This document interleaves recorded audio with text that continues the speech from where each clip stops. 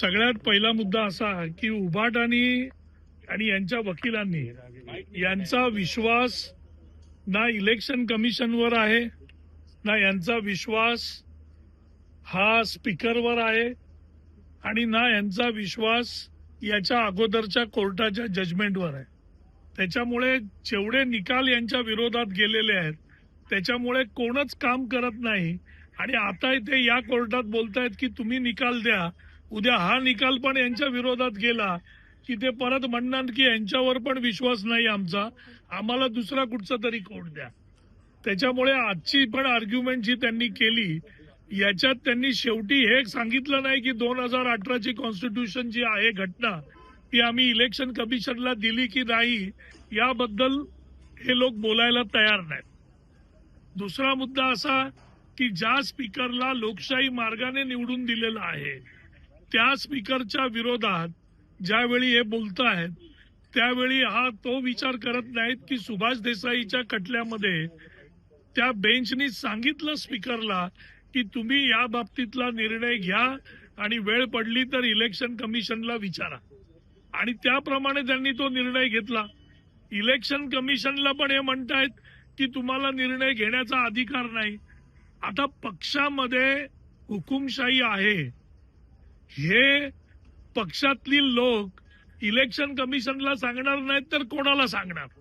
जर हुकुमशाही आहे, उद्धव ठाकरेंना जो कोण सांगायला जाईल की तुम्ही हुकुमशाह आहात तर उद्धव ठाकरे त्यांना पक्षात ठेवणार आहेत का? हा पक्ष प्रायव्हेट लिमिटेड आहे, याचे मालक उद्धव ठाकरे आहेत आणि काम करणारे सगळ्या लोकांना उद्धव ठाकरे आणि कंपनी घरगडी समजतात. मग हे यांचे वकील सांगत होते आज की तुम्ही पार्टीमध्ये हा प्रश्न बोलायला पाहिजे होता की इथे हुकुमशाही आहे आणि मग इलेक्शन कमिशनकडे जायला पाहिजे. अरे पार्टीमध्ये बोलायला जागाच नाही. बरं, सगळे पार्टीतले लोक नाराज आहेत कारण हिंदू हृदय सम्राट बाळासाहेब ठाकरेंनी जे विचार दिले त्या विचाराशी फारकत घेऊन काँग्रेसच्या मांडीवर जाऊन बसल्यावर शिवसेनेचे सगळे नेते, पदाधिकारी आणि आमदार हे तुमच्या विरोधातच बोलतायत. आणि हे यांना एवढं कळू नये की हे सगळे आपल्यावर नाराज आहेत, आपण काँग्रेसमध्ये जायला नको, याचा विचार न करता हुकुमशाही पद्धतीने एका बाजूला वागायचं. आणि मग आम्ही जे इलेक्शन कमिशनला सांगितलं की जी हुकुमशाही या पक्षामध्ये आहे त्या पक्षाच्या घटनेत हुकुमशाही यांनी स्वतः करून घेतली. ही का करून घेतली? 1999ची घटना का ठेवली नाही? 2018 मध्ये घटना बदलायचं कारण काय? तर ते कारण एकच उद्धव ठाकरेंचं की माझ्या हातात पक्षाचा एक कलमी आणि एकछत्री कार्यक्रम पाहिजे, म्हणजे मी कोणाची पण अपॉइंटमेंट करू शकतो आणि कोणाला पण घालवू शकतो. यासाठी यांनी ही अमेंडमेंट करून घेतली. बरं, ती करून घेतल्यानंतर ती सबमिट करायला पण तयार नाहीत इलेक्शन कमिशनला, ती त्यांनी सबमिट केलेली नाही. त्याच्यामुळे हा जो हुकुमशाहीचा कारभार आहे याच्या विरोधात म्हणून इलेक्शन कमिशननी सांगितलं की तुम्ही त्या घटनेमध्ये सुधारणा करा आणि त्याप्रमाणे पुढचा कारभार आम्ही केला. प्रश्न असा आहे की आता यांच्या लक्षात आलंय की एवढं सगळं त्यांनी गौड बंगाल इथे कोर्टात करून काहीही पुढे गाडी सरकत नाहीये, कारण यांच्याकडे मुद्दा मांडायलाच नाही, तेच मुद्दे परत परत बोलतायत. आजच्या कोर्टाच्या पूर्ण प्रोसिडिंग मध्ये उबाटानी सगळे हायकोर्टाचे निकाल दाखवतायत की हायकोर्टाच्या जजमेंट आहेत ह्या सगळ्या. अरे मग तुम्ही हायकोर्टात का नाही गेले?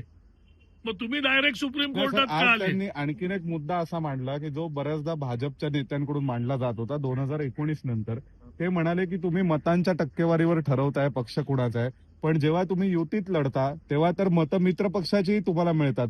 म्हणजे आज उद्धव ठाकरेंनी मान्य केलं की 19 मध्ये भाजपची पण काही मतं मिळाली होती शिवसेनेला. नाही, बघा, त्यांनी हे मान्य केलं.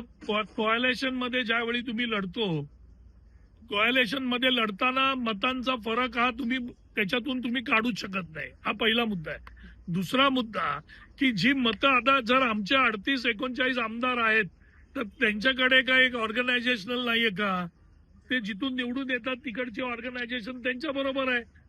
त्याच्यामुळे हा जो सगळा प्रकार यांनी इकडे सांगायचा प्रयत्न करतायत की आमच्याकडे ऑर्गनायझेशनल पॉवर होती. अरे ऑर्गनायझेशनल पॉवर होती मग तुम्ही निवडून यायला पाहिजे. मग तुम्ही निवडून का नाही आलात याचं उत्तर त्यांच्याकडे नाहीये. आता नंतर जनतेच्या न्यायालयात पण आम्ही निवडून आलो. बरं कोर्टात आता हे सांगत होते की ज्या सिम्बॉलचा फायदा घेत आहेत, आपल्या सगळ्यांना माहिती आहे की राजकारणात फक्त सिम्बॉलवर कोणाला निवडून येता येत नाही. तुम्हाला काम करावं लागतं, लोकांची सेवा करावी लागते, लोकांसाठी झटावं लागतं, तेव्हा तुम्ही राजकारणात निवडून येतात. हे म्हणतात की सिम्बॉलमुळे निवडून आले. आता म्हणजे एवढी वैचारिक दिवाळखोरी उभाटाची आणि उभाटाच्या वकिलांची कोर्टात बघायला मिळाली.